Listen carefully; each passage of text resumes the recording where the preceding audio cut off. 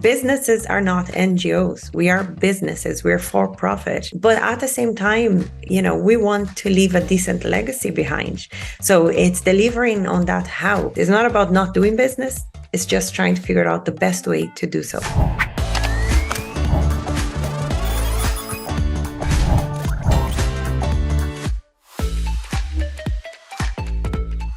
Hello and welcome to the Gross Profit Podcast. My name is James Kennedy. I'm the CEO at procurementexpress.com. We're the software that takes the hassle out of managing your company's purchasing with magical features. And this week I'm joined by Patricia Kane, sustainability consultant, expert guru, influencer, all of the above from Pragmatica.ie.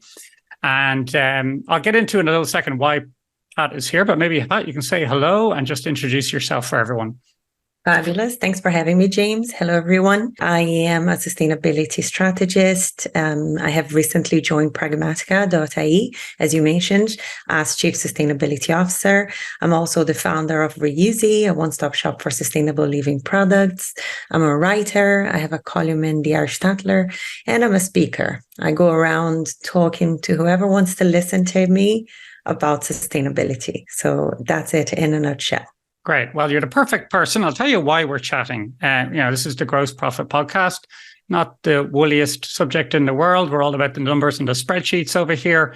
But over the last, say, 6 months, it started to come up from friends and customers and contacts that ESG is no longer something that you stick on a website and put in your marketing collateral. It's becoming very real and it's having a real financial impact. You're Chief Sustainability Officer. You don't get that title without having a passion for the subject. So what's your story? How did you come to be interested in this? I'm originally from Rio de Janeiro in Brazil, and I was born and raised by the sea. So I joke that we didn't have a green lawn, but we did have plenty sand and sea, which was very lovely. So in a way, I guess, caring for the environment was embedded into us from, I suppose, a young age, spending our time by the beach and whatnot. So I grew up in a family that was very much into gardening and growing vegetables and animals and whatnot. So I guess, again, another factor that very much helped. I always knew I wanted to work with something that had some purpose. And long and behold, I started working for telecommunications. Not very much in line with my goals, but so far so good. Really enjoyed my time. Ended up finding myself in Jamaica, working for an Irish company called Digicel. After a few years there, I met my now husband, and we spent 5 to 6 years with Digicel, different markets in the Caribbean and Central America, and we decided to move to Dublin. And again, I had that burning desire of working for something purposeful, ended up working for online betting. Not very much in line, once again, with my goals, but a fantastic experience. I worked for Paddy Power, I worked for Betfair, and then after the merger, I was working for Flutter Entertainment. I used to be director of customer experience for the group, and it was a fabulous learning curve. But during my time with Flutter, and in customer experience, I got the chance to implement and lead on what they call Fair Game, which is their diversity, inclusion, and equity group within Paddy Power Betfair Plus, right? And all of the other businesses. And that's when I really realized there's something here that I'm going to have to try. And initially, I thought it was related to CSR, your corporate social responsibility. I'm going to go into that and how can we support community programs and whatnot. But funnily enough, life works in mysterious ways. And I found myself pregnant with my second child. And I said, you know what, I'm going to trial a business concept during my maternity leave. So that was my project. Some would say the baby would have been the project for maternity leave. I launched my business, Reuzi. And I really enjoyed it. So much so that I went back to study to learn about sustainability, seek formal education, I guess. And from there, I knew life would never go back to where it was. The more I suppose, learned about sustainability, the more interested I became. And I could feel that it was something that was bubbling And, eventually we would need to talk about it. That it was no longer a matter of if, it was a matter of when, in my opinion, right? And long and behold, obviously now here we are talking regulations and whatnot, directives and whatnot, right? So time went by. I did miss the corporate side of things, and I started working with businesses, small and large, and bringing sustainability into the boardroom, as I like to say. So started with workshops, group dynamics, lunch and learn sessions and whatnot. And then I realized, look, I think I can help more. I started then consulting with businesses, bringing a lot of what I had learned in my previous career, and then marrying that with sustainability principles and concepts that I was learning and I was so passionate about. And then funnily enough, most recently, one client in common between myself and Pragmatica and Jill Peters, our CEO. Jill was looking for someone to help her with strategic side of things, right? The measurement was there, carbon footprint measurement and all that good stuff. So we were able to measure the size of the problem, but then that reduction plan and, what sort of strategies coming in and how we're going to communicate that, what's the customer or your client experience after you understand what your steps are, that was missing. So we connected, and then long story short, here we are. And obviously, having worked for businesses, I think it's really important, James, to be very clear with everybody listening. And in general, businesses are not NGOs. We are businesses. We're for profit. But at the same time, we want to leave a decent legacy behind. So it's delivering on that how. How do you do business? It's not about not doing business. It's just trying to figure out the best way to do so. So I'm a highly passionate about that sort of thing, and I think that adds to my fire. There's a lot of jargon here, I'll be honest. As someone who's new to this topic, you mentioned CSR and ESG. Is there a difference, and what is it? Yeah, so ESG would be this framework that is primarily used to evaluate a company's performance and risk, right? So it is a framework that was put together based on obviously three factors. One is environment, the other is social aspects, and the other is governance. And then the idea is to really bulletproof your business. As you mentioned yourself, banks are being told they need to invest in green initiatives. We are being businesses are being asked if they're going through a tender, mainly with government, bodies and whatnot, what are they doing on that front? So you are really doing it because it's the right thing to do, but with the ultimate goal of protecting your business against any sort of risks that are out there. So if you think of environment, for instance, factors in there could include, a company's environmental impact, such as its carbon footprint, which is nothing but, the calculation of all of those emissions, greenhouse gases emissions that are created for the company to run. We're looking into use of natural resources. We're looking into waste management, energy consumption, and whatnot. If you think of social factors, they will refer to a company's impact on society, including the treatment of their employees, customers, and yes, the wider community as well, and suppliers included. So that's very key. And then lastly, governance. We're looking at factors such as, board composition, diversity, executive compensation. It really relates to a company's internal management and decision-making processes. In a nutshell, if you don't deliver on your ESG promises, you're not going to get your bonus. So it's becoming really serious, and it's a great thing.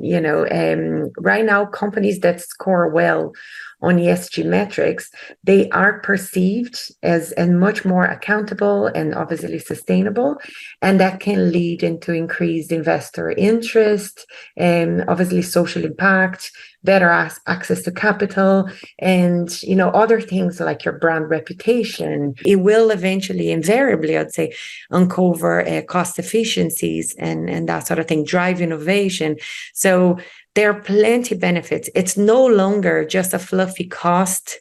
It's an investment in the future of your business. Let's look at the the numbers here. So when I'm doing my pension every year, I have a choice to, put into an ESG fund or a socially responsible fund, or, not the regular ones. And I believe there are even funds out there which are anti-ESG funds if you wanted to. I can see how if I put my pension money in there, eventually the banks go out and then when they're lending that out to businesses or they're buying those stocks, that becomes part of the incentive, which I guess is how it ends up in the finance team when they're looking at their financing for the coming year, and the banks they have to incentivize. Where's the pressure? Is it purely that they have been given funds by people like me ticking the box on my pension funds that's incenting the banks to encourage people to improve their ESG consultants, or is it the government making them? Is it coming through the ballot box, or is it coming through pension funds, or where is the pressure coming from? Right now, we have formal pressure, I guess, if you want to call it. If you look at the International Sustainability Standards Board, it's a framework that is establishing a very comprehensive global baseline for sustainability-related financial disclosures for capital markets. So, it will be applied to every jurisdiction eventually. And the idea is that, businesses are already planning for that implementation now. So in there, you're going to have your climate related disclosures, general sustainability disclosures. So you're looking into, banks having to basically prove that, look, we are investing on green funds or green pension or whatever it is, because they will be told they have to. There are lots of different, I suppose, directives and regulation coming at different bodies, government bodies, private businesses and whatnot. You know what? I always say it's almost the analogy of the seatbelt, right? In the 80s, I remember sitting in the trunk of my dad's car, no seatbelt, like tons of kids in that car, and nobody cared. Suddenly, you have regulation. If you don't wear your seatbelt, you're going to get a fine, right? Now, our kids, they come into cars, they get into the car, they put the seatbelt on. They don't even know why they're doing this, because they're kids. They don't have that imminent threat. Oh, I'm going to crash or can hurt myself. No, they just do it because it's the way things are done. So regulation is coming at us. Banks, businesses, anyone will have to prove we're doing the right thing. Otherwise, we will get that fine, that slap on our hand, and it will hurt, right? So to the point that eventually and hopefully that will become as natural as just putting your seatbelt on. This is coming through the ballot box. So because regulations come from somewhere, because politicians voted in, and obviously the rise of green parties across Europe the last 20 years now is coming to fruition in terms of other regulatory pressures when it comes to banks. The politicians get to write the rules, I guess. So let's talk about the size of the businesses that need to worry about this. So the people that I hear impacted by this in terms of their lending rates and so on are fairly big businesses, thousands of employees. And what's the timeline for where smaller businesses will not be able to ignore it anymore? By next year, so 2024/2025, businesses that meet two of the or more, I suppose, of these following criteria will have to start reporting on their sustainability, strategy, basically, right? Approach. So you either have to have it 250 plus employees, turnover of 40 million euro or more, assets of 20 million euro or more, or you have to be a listed company. Listed small businesses will have an extra 3 years to comply. But if you are a big business like that, meeting two or more of these criteria I just mentioned, yes, you're going to have to start reporting next year. Otherwise, we're looking into 2028, 2029. Okay. And then by 2029, what's that threshold just going to be smaller? Do we know what the threshold's going to be? So basically everybody else, smaller business. Everybody. That's it. So, So does this come from my babysitter up, or? No. So basically businesses, established businesses with a certain number of employees. I don't want to say because I can't quite remember the exact number, but so established SMEs basically. We'll put it in the footnotes, but let's assume it's going to be someone with 5 employees or more, or something like that. And all of the measures we've been talking about here sound quite qualitative. How do you address that? How do you make something which is inherently qualitative, or can be, how do you start to put numbers around it? the first step here, and this is something that I would obviously talk about when we're talking about Pragmatica. You will measure, right? It's what they say is Peter Drucker, right? What you can't measure, you can't manage. So Mm-hmm. that business, school, page 1, chapter 1. So the idea is there for us to start measuring the carbon emissions that your business, I suppose, generates. And that is split into 3 different I suppose buckets, let's call it. So it's scope reporting. So if you think of scope number 1, it's all those direct emissions that will happen from sources that are controlled or owned by your business. So you're thinking of fuel, your vehicles. So basically anything that is associated with your business today that you own. Right? If you think of scope number 2, that's your indirect emissions. So associated with the purchase of electricity, steam, or heating, or cooling. And then obviously a result of any sort of energy that you consume. And then you have scope 3, which is the most challenging one of them because it's indirect emissions. And we're looking into, all those emissions that will happen, in the value chain of your company. So you're thinking of how clients use your products or your services, how they dispose of those, and so on. So it's a bit more complex to measure. But we're absolutely not telling businesses, go away and measure that yourselves and come back to us with a plan. Nobody expects businesses that have a full-time job in front of them to stop everything and start measuring those. And that's why, companies like Pragmatica, for example, exist, because we can go in and do that whole monitoring and measuring for you in a way that at the end of the day, you're going to get so this is how many tons of carbon your business generates on a yearly basis, right? To measure by year. What are we going to do? What's the reduction strategy then? And then we can come in again and help you with that. But the first thing is to measure. So for really small businesses, you can start with very simple steps. Yeah. So if you think of, I don't know, a business that's almost like a sole trader with more 2 people helping out, I'm always saying start with understanding your business impact, run an audit yourself, try and figure it out. What is it that you buy for your business? What is it that you use on a daily basis? Where are people coming from, or do you work from home? Do you own your facilities? Like, where is your electricity coming from? Is it renewable? If not, can it be? All of those things. And if you have like a warehouse or so, do you have like sensors? Do you have LED bulbs? So run a business audit. Usually the advice would be to have someone who is responsible for that as a side hustle during the day. Yeah. Put a few hours a week to look into that. So once you understand that status quo, I guess the idea is to figure out what are the big ticket items here. So energy is always one. Yeah. Commuting will be a big one. Printing. So waste management will be a big one. Jill, our CEO at Pragmatica, will always tell you, one of our clients, used to print these heavy, beautiful magazines, and they were extremely carbon heavy, which means that's like, can we transform a magazine into something that's an e-magazine? Yeah. So you no longer print anything, and there's no shipping. So there's not, the transportation emissions and none of that is there anymore. So once you have your big ticket items, you will try and set up targets, timelines, owners, and whatnot. So start small. If you're only a small business and you're only starting your journey, try and get a grip on what's going on, have an idea, and then you try to reduce your emissions.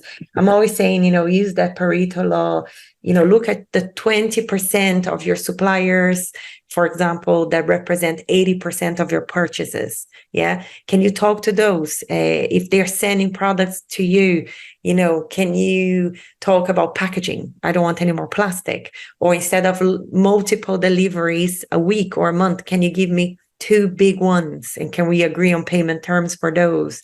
And start calling them into the conversation rather than calling them out, because nobody wants to be called out. And make sure that sustainability mindset is embedded through your strategy throughout. I'm always saying, don't create sustainability as a standalone pillar, a dusty pillar that is there, just as you said, James, at the beginning, just for the website, just to look good. No, We want to embed sustainability throughout your journey, through every pillar of your business. So if it's customer experience, if it's community, if it's like, your own employees, the well-being, make sure sustainability is embedded through everything you do, because that is the only way really you're going to get that sustainable mindset going, and it's not going to be and sustainability. It can no longer be that. And always remembering that a brand or a business's, sustainability practices will influence purchasing and hiring decisions. People will want to buy from you or not, or people will want to work for you or not, based on what you are, the bigger picture and how you contribute to that, I believe. So the scope 1, 2, and 3. Let's go back to this for a second, because I've read it. I read it about 4 or 5 times. Every time I think I've got it, and then I walk away and I realize I don't. So can you walk me through the computer we're looking at right now? How does that fit into that framework, like in terms of physically, and then the power it uses, and then where it came from? What would be scope 1, 2, and 3 there? Scope 1 will be the energy that you're using right now to power your computer. Mm-hmm. And then how you got to work, right? Or I suppose if you have a company car. Yeah. Or if you have forklifts, or if you have trucks, company vehicles. Okay. So we could just stop there. So energy and heat generation at your facilities, at your office or warehouse, whatever. And then your company vehicles. These are great examples. Okay, well, let's stick to the computer, because I always get confused when I think about it. Okay, so I got it. So there's electricity going into my computer right now. I got that. That's scope 1. And then so in terms of my computer, what's scope 2 there? Because scope 1 is the electricity. I got that. It's powering it. Scope 2 is all the other electricity you're using, like it's all the steam and heat and cooling systems. So your indirect emissions. So you're not using necessarily to deliver what it is that you do, which in your case, your software, it's all the other electricity. Okay, so scope 2 is what I deliver to a customer, the carbon footprint of that. Is it like the cost of goods sold? Yeah, well, there, in finance speak, yeah. Okay, all right, I got this. So scope 2 is what I need to, my overhead. Let's think about this in terms of the P&L, speaking the language for my customers. It's like my overhead, what I need to keep the show on the road, head office, travel to meetings, all these things. Scope 2 then, it gets a bit hairy in our instance, but let's imagine I'm selling, if I'm a software company, I guess it's the servers that we're hiring to deliver the service. It's the internet connection. Yeah, a good way of looking at that is like scope 1 is your direct emissions that you as a business generate while you're performing your business activities. While scope 2 is your indirect emissions from the purchased energy. So exactly what you said.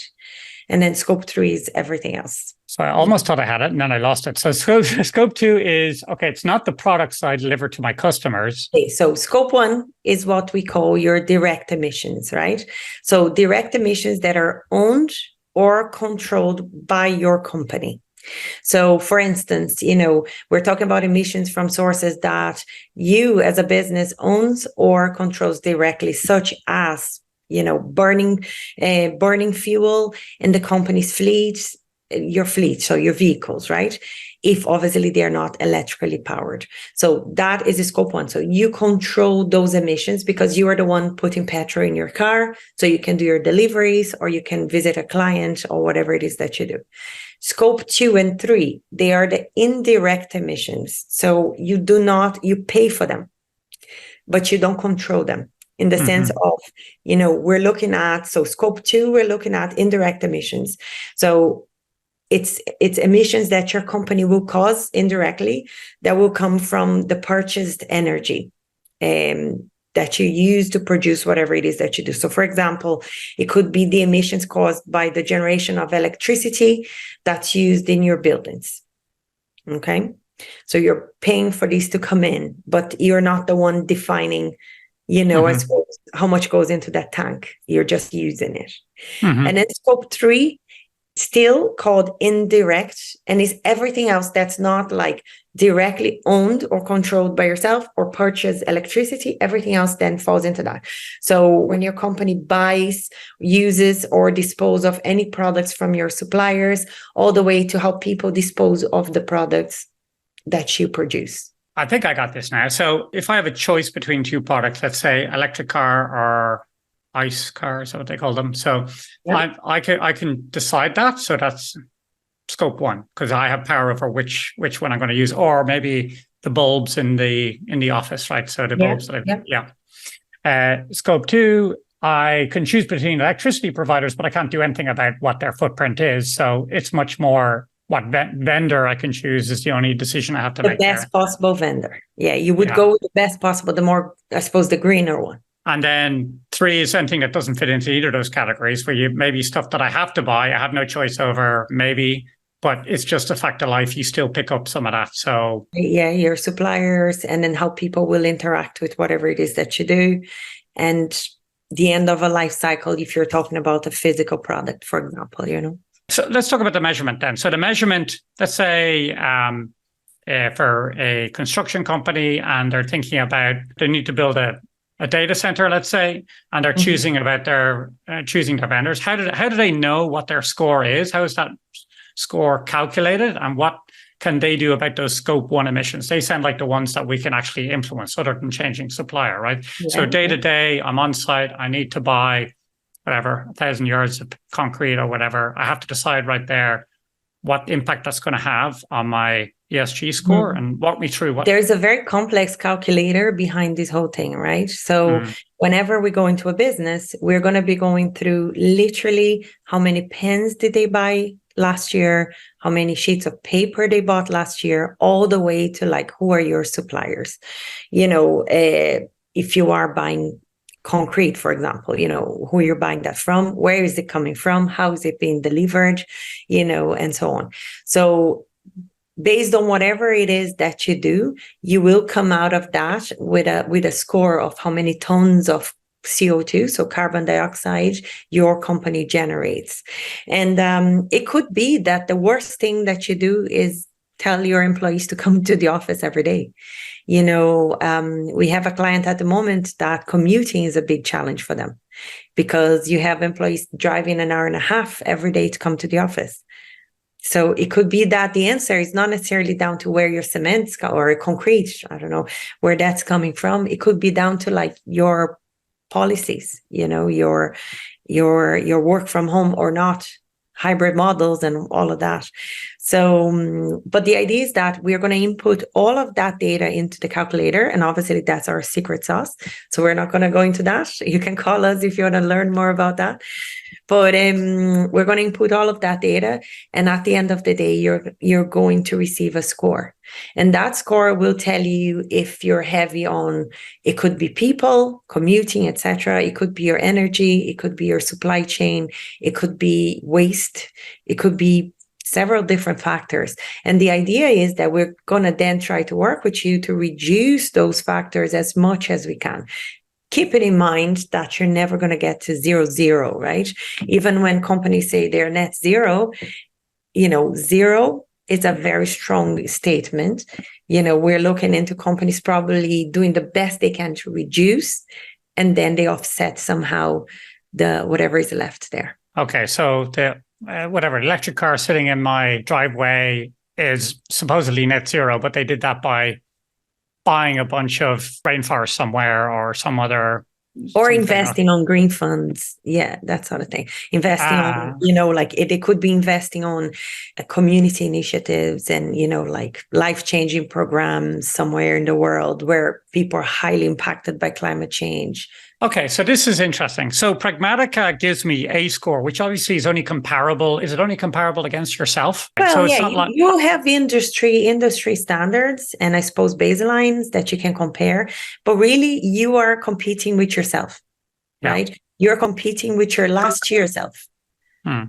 So that's how it works. Some companies, let's take that example, work from home. So companies will make a decision, and it's a very topical thing at the moment about work from home. A lot of tech companies are calling people back into the office because they're claiming the productivity hit is too high to have people at home. So do you see a situation where companies are deciding how to compete? They're deciding, well, yeah, we could be more sustainable, but we are going to have a productivity hit for that, because we don't really know. It's not always going to be the case that being more sustainable is more productive. You know what, James? I think it's finding the balance. It might be that you have say, for example, 3 red flags. One is commuting, one is waste, and one is energy, right? So it could be that when it comes to commuting, it's not something that you're ready to be a bit more open about it, a hybrid model, but you can do plenty when it comes to waste and energy.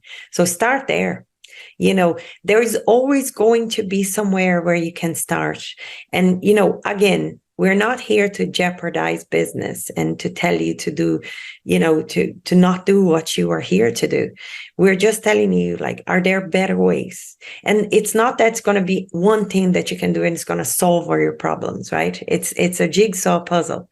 So what are the other pieces? What are all the pieces? And that's why the measurement's so important, because you can see all those wonky pieces, that need fixing, and you can decide then, where do I start? Obviously, for some companies, energy is going to be crazy, because if you drive like through the city, for example, on any given evening, you will see floors and floors and floors lit, like lights on, right? With nobody left in there because everybody's gone home. Why is that happening? Is that the best use of energy? Probably not.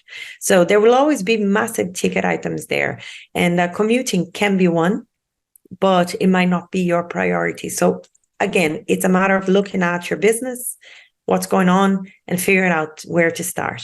But then these goals it varies very much according to the size of your business, the kind of your business, the size of the problem, and so on. Well, today I can imagine, when it comes to recruitment, if your values at a company are focused on sustainability and that helps you attract the right talent, that can be a clear reason that you could help attract better people. And then, so it sounds like companies will have to at least pick a side at some stage. They're going to have to decide whether they're drinking the Kool-Aid or they're going to go another way, and it'll come out in the wash. And I guess the consumer or the political sort of impact of this, and that we're in a market where, improved sustainability is something that's in the air and that there's a lot of demand for, will ultimately nudge us in the right direction.